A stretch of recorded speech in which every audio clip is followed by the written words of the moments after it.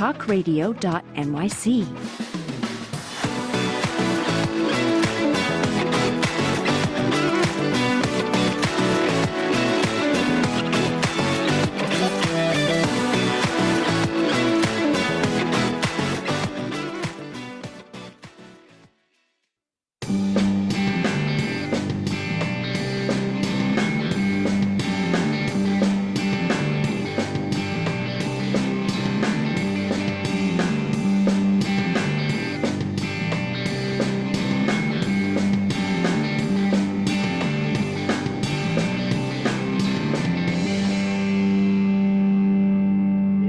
Friday morning, your boy Tommy D, the one and only nonprofit sector, wait for it, connector, nonprofit sector connector.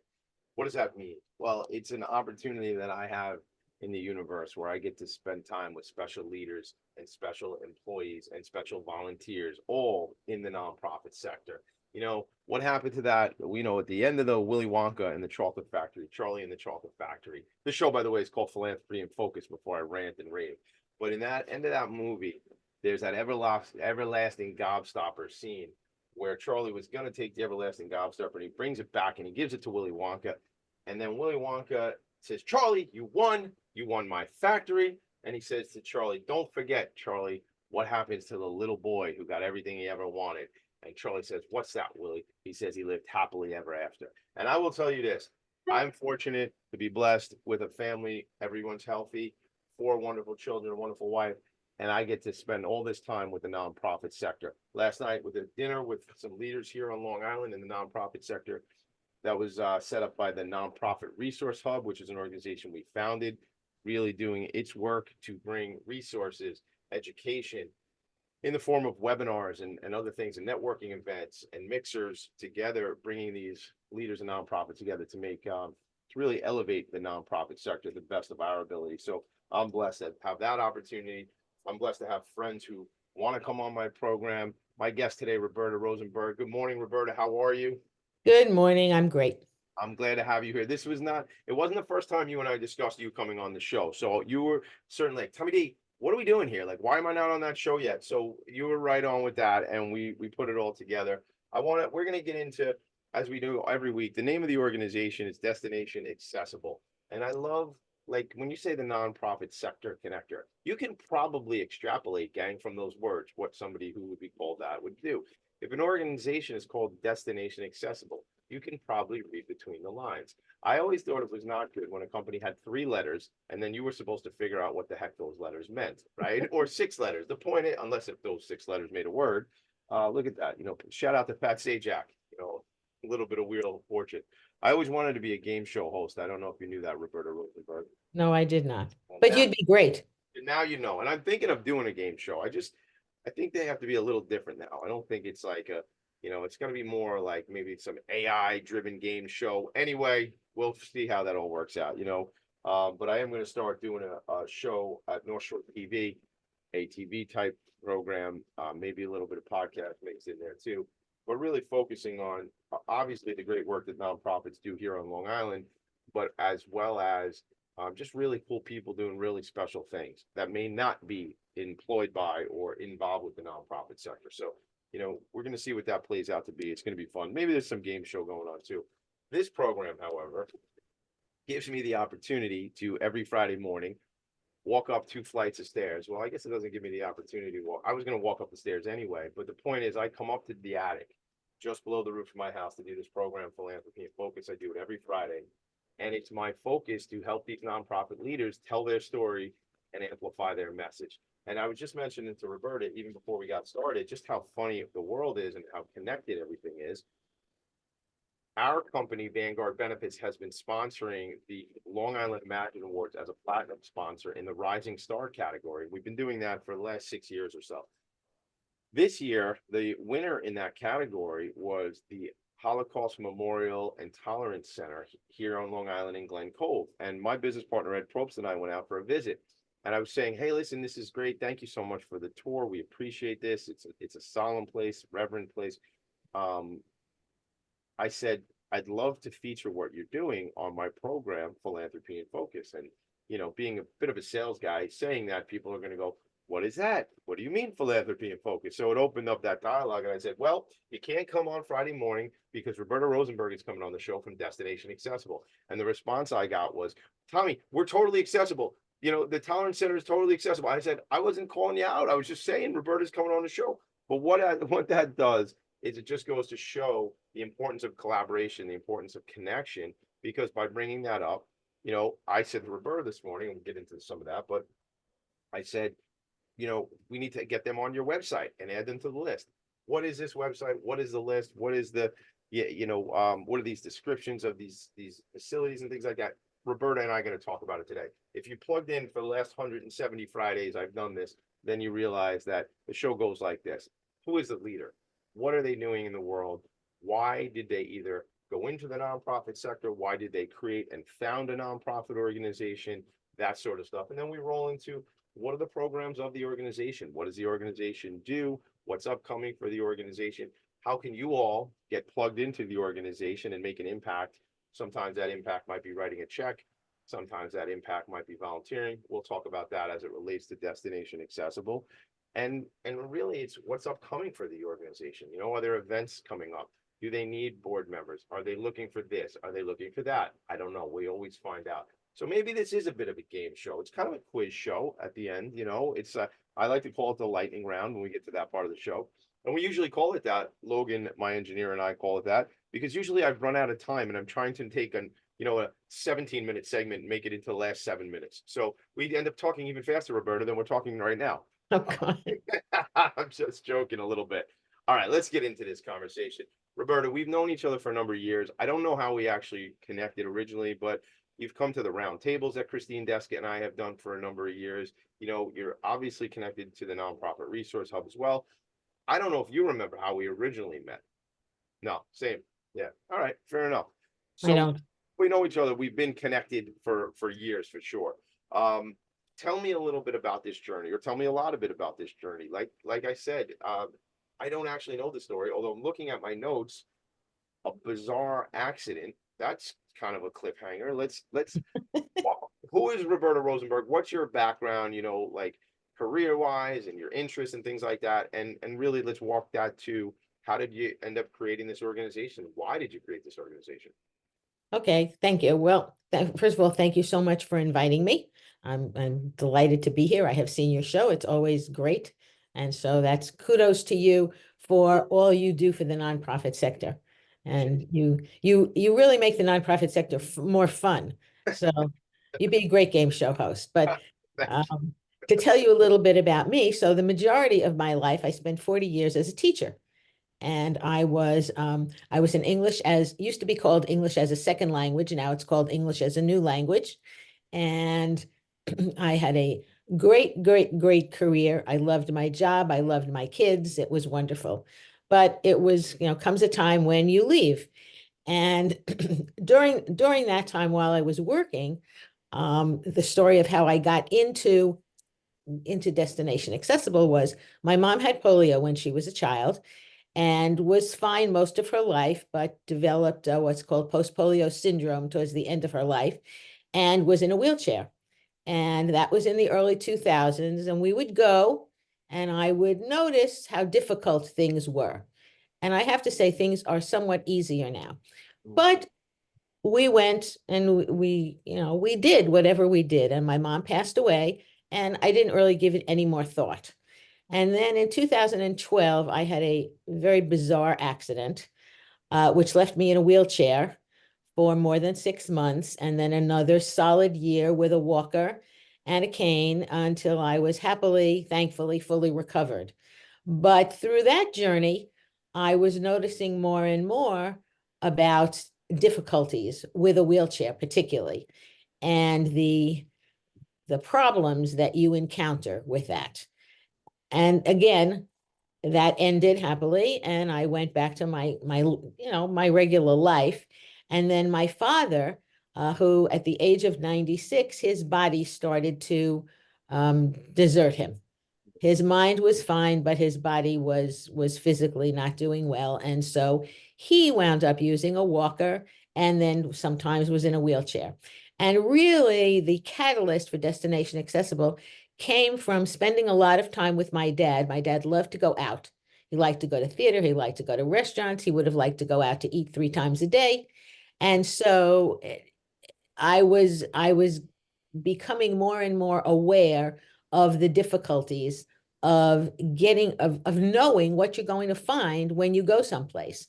And so my father, um, who he was a great person, would go someplace and there was only a men's room, and a ladies' room, which had an accessible stall. However, when I was in the wheelchair, my husband pushed me right into the ladies' room. He didn't care.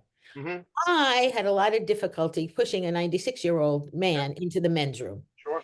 And so what would happen is, some nice young guy would come along and see my difficulty and would do that. And so that was great, but it wasn't a good enough answer because Well, you not a have, lot.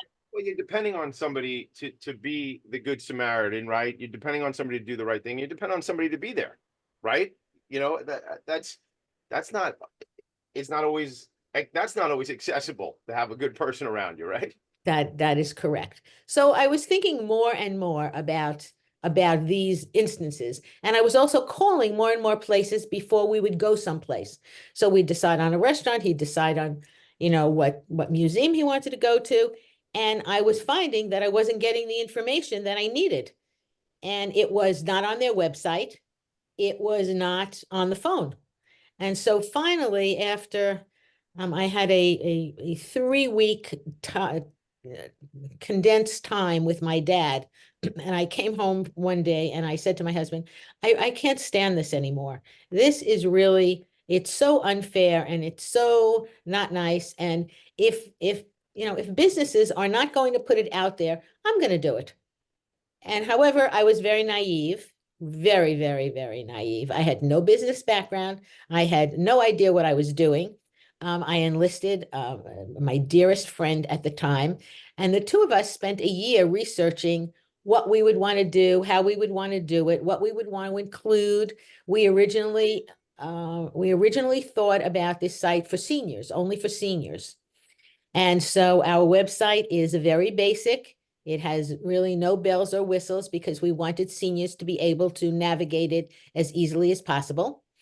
And we researched what colors we should use, the font we should use, all of that. We really spent a good deal of time on that before we got actually her son and my son put the website together for us Mhm. and help design it. And we decided that we would only put on places people go for fun, because other places you often don't have a choice about. Okay. But if you're going out for fun, you should be able to have the best experience that you can. Everybody deserves to have a good time, and so our goal was to enable people with mobility challenges to have the best experience possible when they're going out for fun. So we want them to be informed, and we want them to make the final decision.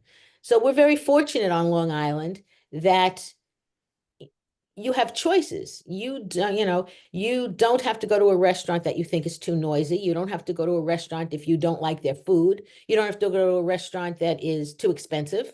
Mhm. And so there are so many restaurants on Long Island that you can choose one that's good for you. If you have a hearing impairment, you want one that is, not as noisy. Yeah. And so I'll back up a bit and say that we decided we could only concentrate on one area. Yeah. People asked us about doing vision and hearing, and we were and still are so small that we can barely concentrate on one area. Yeah. So we chose mobility. I love that you chose mobility. I mean, listen, we can't solve all the world's problems, right? But we can find out how to be a specialist in a specific problem and really accelerate that. And I love that you're doing that.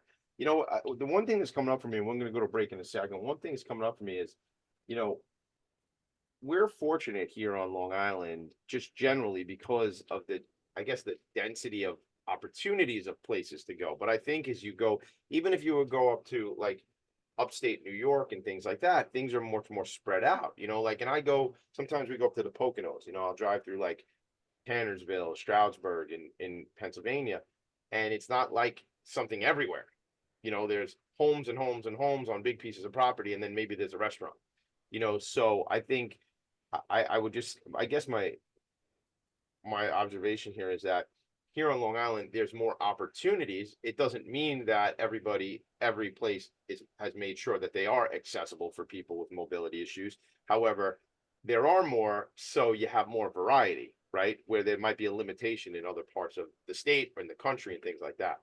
Absolutely. And that is true. And also in terms of what's on our website, not every place on our website is fully wheelchair accessible, I will say, because different people have different needs. And so there's many people who just have a cane or are slow walkers or just need a handrail to get up someplace, things like that. So it's not only for wheelchair users. And we're clear that not every venue on the website is fully wheelchair accessible, which would be I'll say the gold standard, even though it would be really nice if every place was. That's just a fact that it's not. Yeah, you mentioned you mentioned the website a couple of times. The website, everybody, is destinationaccessible.org, all spelled out, destinationaccessible.org, destination accessible, know before you go. We're going to go to a quick commercial break, but I do, before we even do that, I'm going to say this. Recently, I was going to an event in the city, and I have a friend and colleague who's in a wheelchair, and we made sure to call the restaurant ahead of time and things like that. However, the restaurant was accessible, but it was like, this is New York City, gang, right? It was through like a freight elevator in the back because it just so happened that where we were going was in the basement of the restaurant. It was like a bar down the basement, like in a cellar. It was a cool venue, but it was like, that's not the same experience I had walking through the front door, going through the restaurant.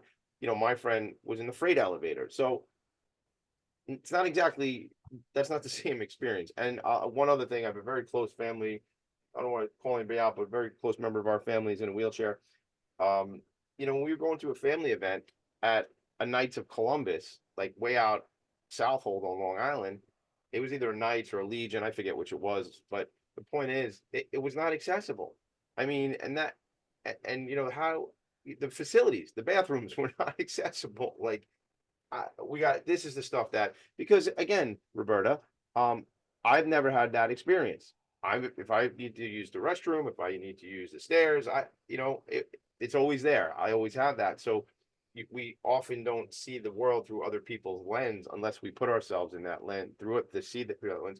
And you have that opportunity to do that by your own experience when you're in the wheelchair and then with the walker. So, kudos to you and a blessing to you, because thank you for seeing this as an opportunity, and you're changing other people's lives. And we're going to get more into that when we come back. When we go to break now, which we're doing, I'll show you the website, gang. So if you're watching on one of the streaming, whether it be LinkedIn or X or Facebook or Twitch or YouTube, wherever else we are, you'll see that. If not, if you're only listening, which is great because I like to listen to things too, just check out the website later on, destinationaccessible.org. We'll be right back. Roberta Rosenberg, Tommy D in the attic. Right back. Are you a conscious co-creator? Are you on a quest to raise your vibration and your consciousness? I'm Sam Leibowitz, your conscious consultant, and on my show, The Conscious Consultant Hour, Awakening Humanity, we will touch upon all these topics and more. Listen live at our new time on Thursdays at 12 noon Eastern Time. That's The Conscious Consultant Hour, Awakening Humanity, Thursdays, 12 noon on talkradio.nyc. Are you a high-achieving, growth-oriented leader? Are you interested in developing your authentic leadership while creating a healthy, inclusive workplace? Hi, I'm Dr. Mira Brancu, host of The Hard Skills on talkradio.nyc at 5 p.m. Eastern on Tuesdays, where we discuss how leaders develop the hard skills needed to make a greater impact. We interview experts, have live coaching, and tackle these challenges. Listen to The Hard Skills on Tuesday at 5 p.m. Eastern on talkradio.nyc. Are you a business owner? Do you want to be a business owner? Do you work with business owners? Hi, I'm Stephen Fry, your small and medium-sized business or SMB guy, and I'm the host of the new show, Always Friday. While I love to have fun on my show, we take those Friday feelings of freedom and clarity to discuss popular topics on the minds of SMBs today. Please join me and my various special guests on Friday at 11 a.m. on talkradio.nyc. You're listening to Talk Radio NYC. Uplift, educate, empower.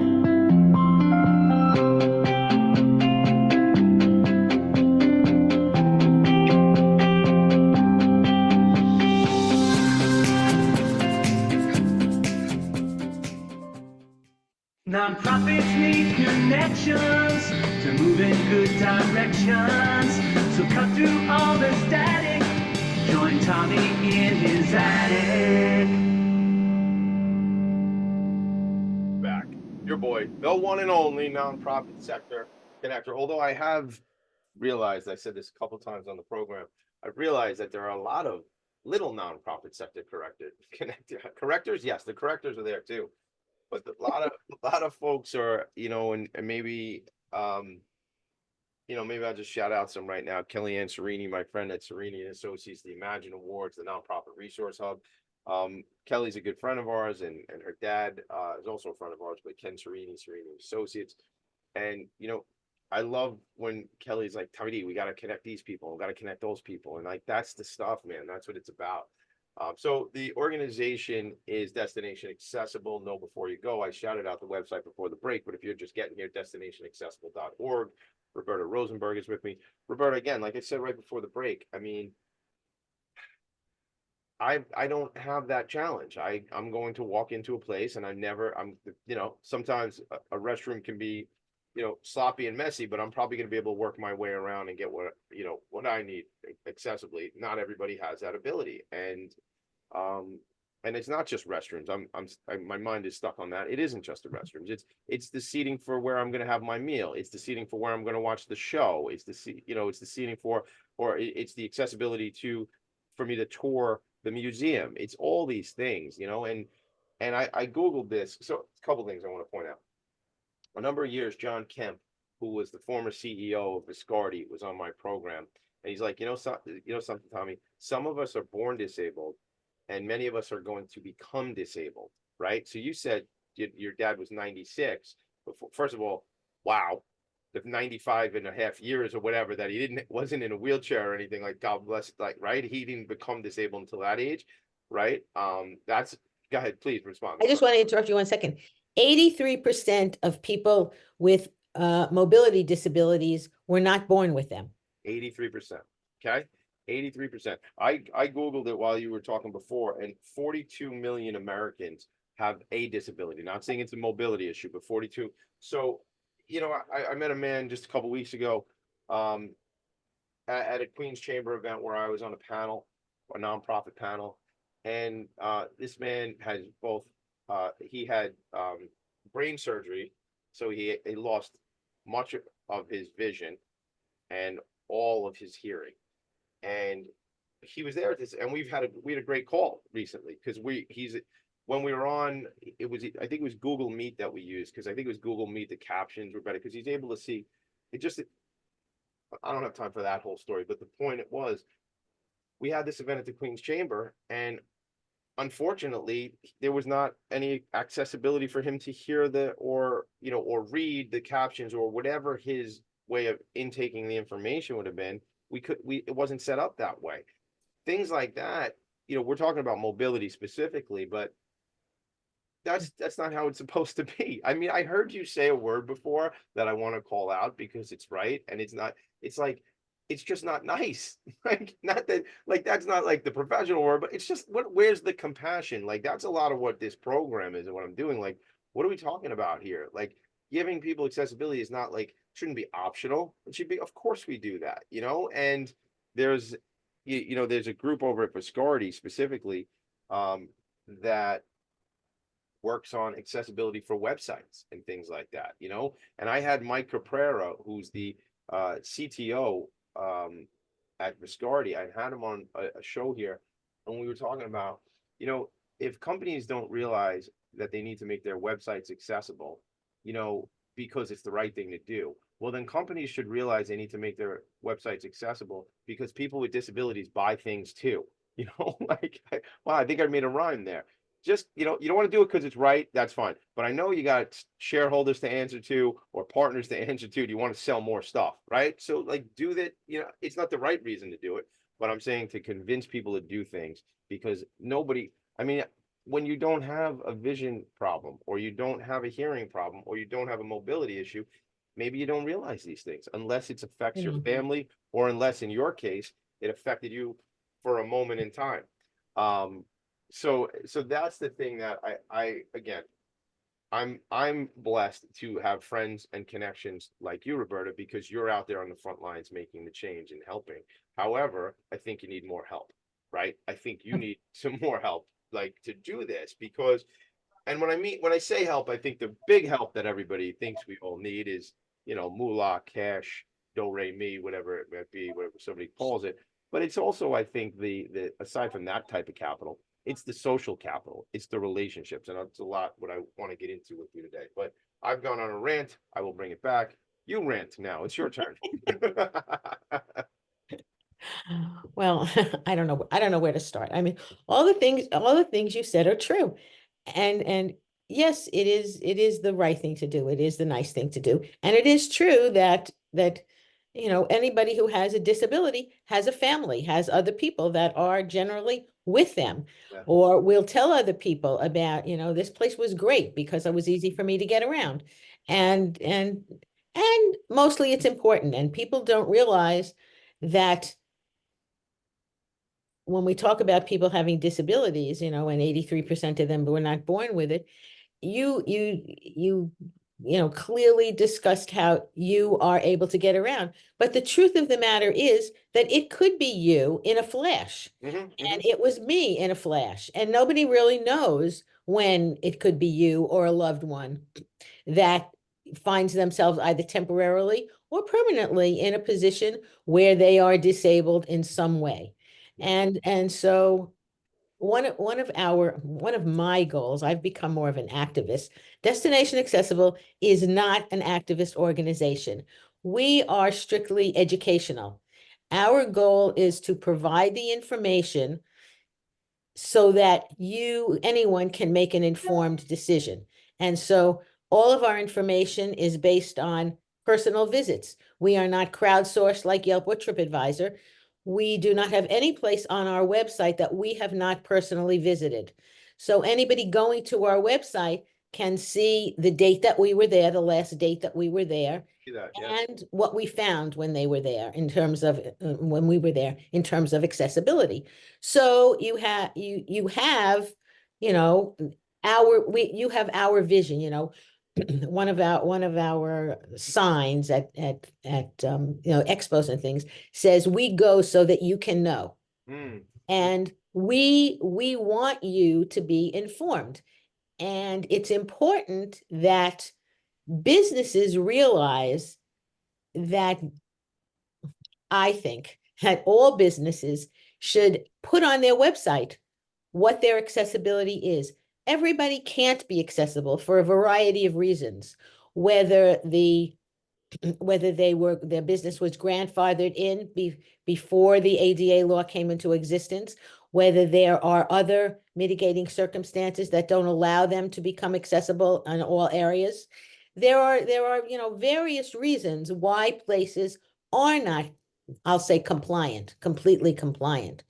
But there's nothing from stopping you from telling people what you have. There's nothing that should stop you from putting a little thing, even if, and I'm not just talking about the places that we visit, but I'm talking about anybody that has a brick and mortar business should, if they want to do the right thing, put on your website, on your homepage, just a little something that says, unfortunately, our restrooms are not wheelchair accessible. Right. So people coming to your business can plan ahead. Yeah. And it's just, I want to say, the nice thing to do. Yeah. I mean, it's, I just was looking at trying to figure out, the ADA was introduced back in 1988, the Americans with Disabilities Act. In 1990, it was introduced to Congress in 88. In 1990, George H.W. Bush signed it into law, July 26, 1990. And it goes on to say, and I just Googled, gang, check it out. I Googled ADA accessibility law dates to just get a feel for it, but 1990 is a long time ago, man. That's right. Like I graduated high school in 96 and that's a long time ago, but sometimes I realize I didn't study for the earth science test, Roberta. I wake up in a cold sweat, realizing I didn't study for the earth science test. That earth science test was in 94. I had that dream 2 weeks ago. I don't know what that's Feel about. bad for you. I don't know what that's about. My point is that's a long time ago. So what do you have to say? It is a long time ago, and there are people that will comment to us like, why isn't the bathroom in this place accessible? Don't they have to follow the law? But there are all kinds of reasons that they don't have to follow the law. There are reasons that they can't follow the law. Some houses that many houses were built before 1990. Businesses that are in houses have a problem. Some people just unfortunately don't want to do it. If you have 2 steps going up to your doorway, it really is in many cases not a big deal to put a ramp, and yet people don't want to do it. I know people from Silo, from another organization, where people live in apartment buildings where they have to sue the landlord because the landlord won't put a ramp at the front entrance so the person in the wheelchair can get up 1 step. So wouldn't the landlord feel differently if he or yes, she or their spouse or their child was in a wheelchair? Like, wouldn't would they be feel there. differently, right? There would be a ramp. It would be there. Yes. Yeah. So it's there are many reasons. And again, it's not worthwhile for me to go into all the reasons why. Right. I feel like it's more worthwhile to say, just please tell people what you have. Yeah. Yeah. 100%. Yeah. And again, like I think of this instance with the Knights of Columbus, like, you can call, like, I'm just going to shout out some of the restaurants here. Andrea's 25, a nice restaurant on in Woodbury on Jericho Turnpike. You have them listed on your website. You could probably during business hours get somebody on the phone there. But at the Knights of Columbus or, any of these places, like I call, like, certainly Citi Field is accessible, right? I was at the Met game the other night, and I'm going, It's great. Yeah, if it doesn't pour rain tonight, because I think it's going to rain, but I'm supposed to be at the Met game tonight. But that's accessible. It's Citi Field, right? These big venues. But when you call places, sometimes my point was you can't always get somebody on the phone. I get routed around and bounced around and things like that. So your website is a great resource. And your questioning, or not questioning, but your advice to these folks is put it on their website and say, hey, shout out, here's where we're at, It really would make life much simpler for many people. Yeah. And, even I can't, I don't, oh God, my phone is ringing. I can't shut it off. I'm sorry. Don't worry about it. So in terms of calling, Yeah. we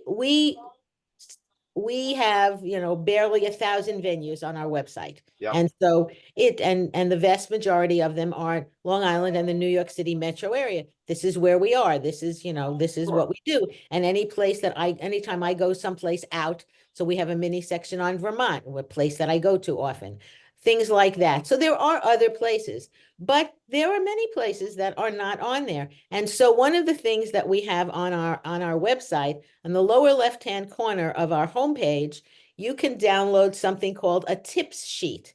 Tips for suggestions for calling when you don't get the information online. And that is, hello, are you still here? I'm here. I'm on your website. I'm with you. Oh, I lost the picture, so I. Yeah, because I pulled up the website because I wanted you to. So in the lower left-hand corner, there is our tip sheet. And those are suggestions for what you should do when you have to call a venue to find out the information that you need. Because it's not as simple as calling. If you call up a venue and you say, I want to know if you're accessible. Right. Many times the person answering the phone doesn't even know what that means. Yeah. Yeah. And it's not because they are mean, or it's not because they don't want to help you. It's because they don't know. Sure. And so we have suggestions for, one of our main suggestions is if you're calling, you should call as early as possible as you can. Mhm. If you know that you're going to someplace in 2 weeks, you should call them now to find out about them. And if the person answering the phone hesitates for a minute, if you're asking about a wheelchair accessible restroom, ask them if they have seen it. Because if the person hasn't seen it, they often don't know. Yeah, You yeah, know, and so if you call in advance, I mean, I have had wonderful success in getting people to call us back. Not as an organization, but just calling to ask, can you help me with this and that and the other thing? And yeah. it's really always best to ask, are you wheelchair accessible? Because that puts a picture in the person's mind of what you're looking for. If you say to somebody, I have trouble getting up the stairs, it's not the same thing as saying, can I get a wheelchair in your restaurant? That's critically important and what a great resource that is on your website. So what I did on the website, everybody, is if you go down to the bottom of the website, it says about us, contact us, download checklist, and it says download tips for calling venues to ask about accessibility. That is so cool. Very thoughtful, Roberta. I click on that, gang, and then you'll see there's these questions. There's 8 different bullet points for you to look at. And, if I go down to hotel room, be very specific about your needs. Roll-in showers, handrails, etc. What is it that you specifically need to be accessible? Because what somebody walking with a cane or a walker needs to be accessible is different than somebody who's in a wheelchair, right? And what they need. So what a great resource. We got to stop right here, go to a quick break, and we'll be back in a minute or so. But thank you, Roberta. This is so helpful for people. I really appreciate what your mission is. We'll be right back.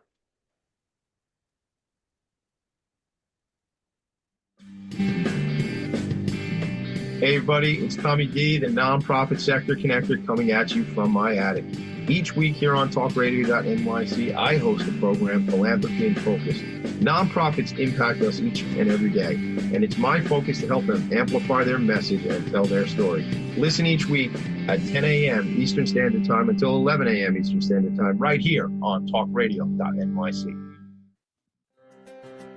Were you an essential worker during the pandemic? If you needed to learn stages of epilepsy, did you depend on advocates? Did you use new innovations to cope with mental and neurological issues? Maintaining high quality of life and keeping good mental health are what we all strive for. I'm Frank R. Harrison, host of Frank About Health, and each week top healthcare influencers, professionals, and innovators answer these questions and more. Stay tuned on Thursdays at 5 p.m. on talkradio.nyc, and I will continue to be frank about health with all of you. Are you a business owner? Do you want to be a business owner? Do you work with business owners? Hi, I'm Stephen Fry, your small and medium-sized business or SMB guy, and I'm the host of the new show, Always Friday. While I love to have fun on my show, we take those Friday feelings of freedom and clarity to discuss popular topics on the minds of SMBs today.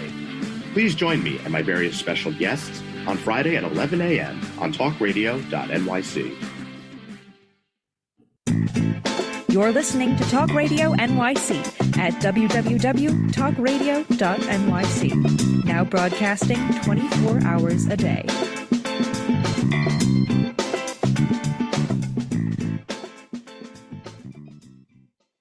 Nonprofits need connections to move in good directions. So cut through all the static. Join Tommy in his attic. That's right. I will tell you, not to be funny, but I will be funny. I'll try to be funny. I would not suggest anybody coming up to the attic with a wheelchair. It's not exactly accessible. It's a little messy. My wife tells me it needs to be cleaned on a regular basis. So that's just the point, that we should not put the attic on your website, Roberta. I'm trying to be a little bit cute. We won't. We won't. It's barely accessible for me trying to walk up here sometimes. Anyway, that's a whole nother story. I want to think in terms of, like, how did your career as a teacher inform the work you're doing right now? Like, what is the, even because I think there's, I remember you said we used to call it ESL, English as a second language. Now we call it English as a new language. Not that that's, I would say not that that's a disability or anything, not speaking the language, but it's challenging. So I wondered how did any of that experience in working with someone, you had to teach them something new, give you some kind of understanding to a community that has some challenges that they're up against? What do you think of that? That's a really interesting question. Thank you. Uh, um, I never really gave it any thought. When I was doing that, I just always thought of it as helping to make, well, it's very similar, helping to make life easier for these kids. Doing everything possible for them to be able to be included and feel a part Right. of our world as quickly as possible. And it's a slow process. There's no I had a father who one day who came in at the end of 1 year. He spoke English and Greek. And at the end of the first year that they were here, the child only spoke Greek. And he said, why does my son have to be in ESL again next year? And Because he still didn't speak English is the point? He was only he, speaking. the child certainly had learned a lot, but it wasn't, it's not a 1 year process, Right, it's right. more than that. And so he needed more time than that. And I think, my goal is to help as much as possible, but there are some things you can't do. You can't make things faster than they're going to be. Right. You can only do as much as to ease it as much as possible, or to make that transition easier. So our goal now, when I really never thought about it that way, our goal is to make life easier for people that have enough things to deal with on a daily basis. Yeah. And the truth, I believe that everybody does deserve to have fun. 100%. I'm sitting here thinking. So I have this idea where I was telling my new friend Lisa Birch at Epic Long Island at a dinner meeting last night. I was telling her about the show I'm going to start doing, which is me on location with a film crew going and working with a nonprofit for a day, right? And then we turn that into like a 30 or 40-minute YouTube show of like a day in the life of me working with a nonprofit. And as I'm thinking of that, I'm thinking what we're talking about. I was like, who does all this work? You say you visited all these places. What a pisser, and I never curse on this show, but what a pisser it would be if I go around Long Island and I go with maybe you and me, we go to some venues, we go to a restaurant together, we go to this place, that place, and like have a tea, and then that just maybe that the ripple effect is that it starts a spark of other people going out and making a thing, and we got like a, I don't know, like crowdsourced information gathering of people going, hey, listen, I was going out anyway. So I happen to be having dinner at fill in the blanks, and I noticed they are accessible. Like, is there a program like that? First of all, let's do the thing I said about me going out and doing this. Let's just make a show about it. That'll happen. But second of all, it's like, how do we deputize people to go out? And maybe you're doing this already, or if you're not, how do we do that? What are your thoughts on that? So we try hard to get volunteers who are willing to do that. Mhm. However, we have had several problems with it. Okay. And one of the problems, first of all, anybody who is interested has to be willing to follow our guidelines. Our guidelines are very specific. So it's very nice that you said, well, I went to a restaurant and I noticed such and such, Right. but it's really not specific enough. Uh-huh. For somebody to say, I'll just use Yelp as an example. So Yelp will have on its site, wheelchair accessible. Well, what does that mean? Mhm. It doesn't tell you, is the front entrance accessible? Do I have to go to a back entrance to be accessible? When I get inside, is everything on one level? There are restaurants where, some restaurants that I have been to, where it's accessible and they have a lovely accessible restroom, except to get to that accessible restaurant, you have to walk up 3 steps. To get to the accessible. So it's not Correct. accessible. But it is accessible, in fact, because if you know, and you go in the side door, which is up halfway up the street, you're on the level for the restroom. Right, So but if I'm having a meal in the restaurant, I'm just playing this out. What you're telling me, just so I feel I get what you're saying, is if I'm having a meal and I need to use the restroom and I'm in a wheelchair, I must leave the restroom, go a half a block up and go in the side door of the restaurant to get to the restroom, which in January and February might not be ideal. Yes, but if you know that that you can sit up at that level, Oh, can I sit there though? Yeah, yes, you can go in at that level. got it. So it is accessible. But if you don't know and you come to the restaurant and the restaurant has said that where you call up and you say, because I made this mistake, this happened to me. Yes. And so called and said, oh yes, she said, we have a brand new accessible restroom, single occupancy restroom. That's another topic. And so we got there and I was like, oh, this is great. And so I asked about the restroom and they point me up the stairs. And I'm like, that doesn't make a lot of sense. And then the person said, oh, you could have sat up there. Yeah, but So see that we're talking about information. but and my opinion is that takes education of the host or hostess who got you into the store going, I noticed you were in a wheelchair. I should be thoughtful enough to mention this, right? That's what I'm hearing on that one. But it doesn't necessarily have to be only a person in a wheelchair, which is obvious. Yes, right. It could be one of my good friends who uses a walker and has a really hard time going upstairs. Right. So okay. Yeah. There's a lot of ripples in this stuff. Yeah. So going back to the volunteers. Yes. Okay.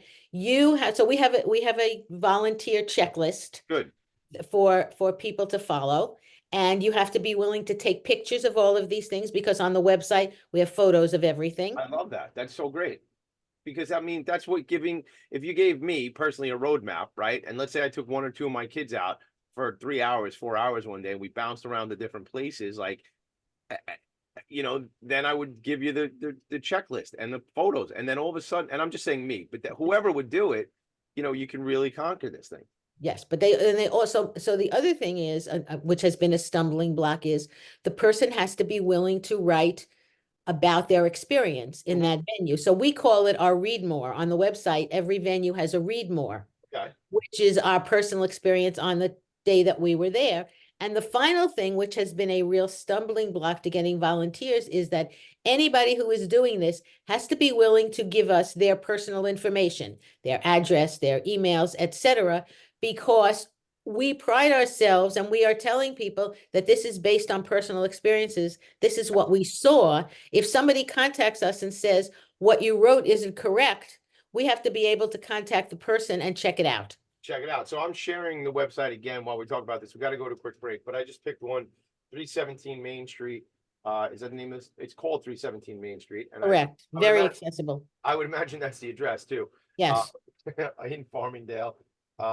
Very accessible. So you can see just even the dining room, big dining room, open kind of floor plan. So if somebody has mobility issues or if someone's in a wheelchair, they can simply move one of these chairs and they can move right over the table. But I see this checklist. It explains, what type of venue it is. It talks about, parking, accessibility. Very good. We got to go to a quick break. But gang, what I did was I went to the website, destinationaccessible.org. I clicked on this hyperlink here that for 317 Main Street, and then that took me to the story here and the photos and stuff. I want to talk more about this. What we're going to come back for our final segment in a second. When we come back, I want to talk what's upcoming for the organization, Roberta. How can we help? And I'm serious about getting involved, and because again, that'd be kind of like a fun campaign. And like you said, I maybe I make the nonprofit sector a little bit fun. So it's because I'm trying to entertain me too. So maybe that could be a fun thing, a cool campaign where I bounce around some destinations. We do a little Instagram, we do a little Facebook, we do some stuff. Tommy D running around with Destination Accessible. So we'll talk more about that when we come back. But just think while we're at break, what's upcoming? You want to say something before you go to break? No, I said I'm thinking it sounds great. All right, good. So when you come back, what's upcoming? What do you need? Who can we connect you with? Philanthropy in Focus. Right back. Are you a high-achieving, growth-oriented leader? Are you interested in developing your authentic leadership while creating a healthy, inclusive workplace? Hi, I'm Dr. Mira Brancu, host of The Hard Skills on talkradio.nyc at 5 p.m. Eastern on Tuesdays, where we discuss how leaders develop the hard skills needed to make a greater impact. We interview experts, have live coaching, and tackle these challenges. Listen to The Hard Skills on Tuesday at 5 p.m. Eastern on talkradio.nyc. Hey everybody, it's Tommy D, the nonprofit sector connector, coming at you from my attic. Each week here on talkradio.nyc, I host the program Philanthropy and Phocus. Nonprofits impact us each and every day, and it's my focus to help them amplify their message and tell their story. Listen each week at 10 a.m. Eastern Standard Time until 11 a.m. Eastern Standard Time, right here on talkradio.nyc. Are you a conscious co-creator? Are you on a quest to raise your vibration and your consciousness?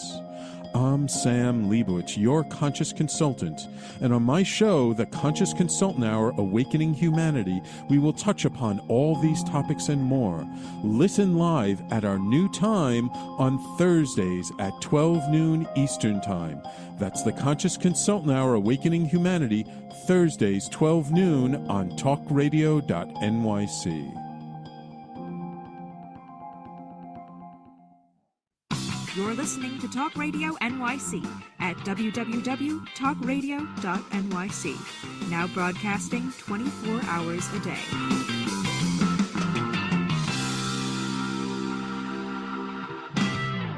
Nonprofits need connections to move in good directions. So cut through all the static. Join Tommy in his attic. All right, this is the lightning round. Let's go. Ding dong, ding dong. Tommy's back. All right, so let's do it. Roberta, the more and more I think about it, I was about to text a young man named Jake, who is somebody I talked to, that he's gonna do some of the film work for me. And I think this is just gonna have to happen with your approval and your board and stuff like that. I'm gonna get a hoodie. It's gonna say destination accessible, although it's probably too hot for a hoodie now. We'll have to get some t-shirts made up. But like where I just go on location and because here's what I'm thinking too, and we'll talk you and I offline from a strategy perspective, but I'm just thinking, if I'm a business owner, why wouldn't I want to promote this? Why wouldn't I want to, if I, like, for instance, one of my clients owns like 6 or 7 restaurants. It's a chain of restaurants here. I'm not going to mention their name, but they're in the Mexican food business, right? And I have a lot of friends who are, and I'm not just stuck on dining, but I have a friend named, shout out to Mike D'Onofrio, Premier Payroll Solutions here on Long Island. You know, Mike does a lot of work in the restaurant and hospitality space. He might be interested in, and he is interested in some of the stuff I'm talking about doing, like video. He might be interested in partnering up with me, going out doing this. And these restaurants should be, I think, emboldened to want to work with you and tell the story, you know, and say, hey, look, we get it. We want to be accessible. We're doing, you know, we are, or we're looking to do that. And those who aren't, I'm not going to shout them out or nothing like that or be rude, but we'll focus on the ones who are accessible for the people you serve, right? What do you think? I think it's great. And, I would certainly love to do that. We have asked any venue, fun venue, restaurants, etc., Right. that feels that they are truly accessible, meaning, the whole gambit, truly wheelchair accessible, that where their restrooms are large enough to accommodate, some of the larger wheelchairs, the electric wheelchairs. That's a whole other category, because places that qualify under the the ADA, but are not new enough to have restrooms where you can't turn your wheelchair around in it. Yeah. So that kind of thing. Anybody that would like to invite us to come, we would be more than happy to come. I will come personally and, be happy to do that, because our goal is to get the word out to as many people as possible that could use this, could be helped by this, and as many venues as we can, as I can visit. I'm anybody that invites me, I am happy to go to. Yeah. So that's really, I sound serious because I'm contemplating right now. Like, this is serious Tommy D right now. Like, he just showed up all of a sudden, but like, I'm thinking, oh, there he is. He's always there in the back. He's hiding in the background. I try to keep him at bay. But the thing is, there's so much opportunity here. And I'm glad you were persistent to remind me to get you out here on the show, because it tells me that, again, I have, my family has, people who have different abilities. And I shout out to the Lindy Lou Foundation in memory of my cousin Linda. That's just one of the organizations that I'm connected to, that supports the people with different abilities, but there's, you're strictly focused on the mobility issue. So let's capitalize on telling stories about this. I want to do stuff on a regular basis. Roberta, let's play with this. Let's come up with some good ideas. Let's put this aside just for a second. We only have a few more minutes left because you and I can spend an hour strategizing. I want to know, is there other things you need? Are there other people you're looking to connect with? I heard you say people to invite you in, but go ahead, give me more of that stuff. Well, we're always looking for, anybody who has a passion for this and, would like to consider being a board member. We're always, I'm always looking for somebody who feels, strongly about it and has, I don't want to say the same passion that I do, but close to that kind of passion. We certainly could use, we have trouble getting the word out. We could use a pro bono PR person. We have a very, very small budget. And so we want whatever is going to help us tell people about us. We want people to know that we exist if not for themselves, for somebody they know, for a colleague in their workplace. I suspect that everybody knows someone with a disability. Yeah. Even if it's not in your family. So, we want to do that. We would like Google reviews. If somebody goes to our website and uses it, we know people use it. We get more than 8,000 visits a month to the website. We'd like people to, just say what we do to help us in that way. It doesn't necessarily have to be money, although certainly we're in need of money. But every organization is in need of that. We've never had an event. And one of the problems for grants is that we don't do programs. We are strictly a website. We are strictly educational, and that is our focus to get it out. I do want to say quickly, because when we started out, we're talking about wheelchairs and all of that, but so happily I have a grandchild. And when I was starting this, her mom said to me, what about baby carriages? What about those of us? What about mothers who, like I go someplace, I can't get in the door with the carriage, or, oh my God, I can't get to the restroom. So we went from focusing just on seniors to going to kid friendly. And every review has whether or not they have a baby changing station, and how good is it for carriages. And I will tell you that when you talk about, businesses that are, why wouldn't they want to do this? I have had restaurants say to my face when I've asked about a baby changing station, who have said, I would never put one of those in. I don't want those kids. So you think about that concept. Well, okay, that's a whole nother show. Right. But yeah, look, you've opened my mind to a lot of things. And again, I don't think I'm oblivious to things like this. I don't see the world through this lens every day. It's not, I mean, I will tell you this. And I think I was talking to a friend of mine at this restaurant last night, and I'm noticing that when I'm in a restaurant and it's loud, I'm having more difficulty hearing the people I'm with. And I mentioned to my friend, the acoustics in this place weren't great for the meeting we were trying to have. We got to go in a second. But I mentioned it, and my friend says, you know what, Tommy? That's part of the ADHD, because you're listening for all these different things. And I didn't realize that it could be. My point is, I see the world and hear the world through my lenses, right? And my abilities, and other people through theirs. So we must continue to have conversations like this. I must go because I'm going to get in trouble, because the show is supposed to be over right now and I'm still talking. Roberta Rosenberg, thank you for being my friend. And thanks for being on the show today. I appreciate you. Lots more to talk about. We got to go. Make it a great day, everybody. I'll see you next week. Bye. Thank you so much. Nonprofits need connections to move in good directions. So cut through all the static. Join Tommy in his attic.